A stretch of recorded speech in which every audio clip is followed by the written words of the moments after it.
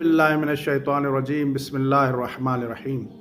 वज़ू करने के बाद अगर हवा ख़ारिज हो जाए तो क्या वज़ू बातिल हो जाता है? नाज़रीन किराम, जैसा कि आप जानते हैं कि अरसा दराज से हम मुख्तलिफ़ दीनी मसाइल को वाज़ेह कर रहे हैं और मोमिनीन जो सवालात पूछते हैं उन्हें हम उमूमन उनके सवालात का जवाब देते हैं।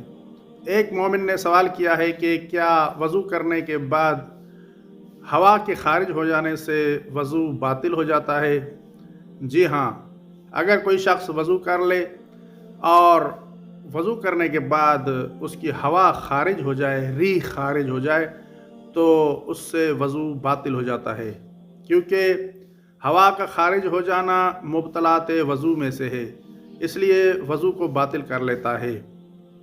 अक्सर हमने देखा है कि बहुत से ऐसे नौजवान हैं कि जो नमाज़ पढ़ रहे होते हैं या वज़ू करने के बाद उनकी रीह ख़ारिज हो जाती है, फिर भी वो वज़ू नहीं करते।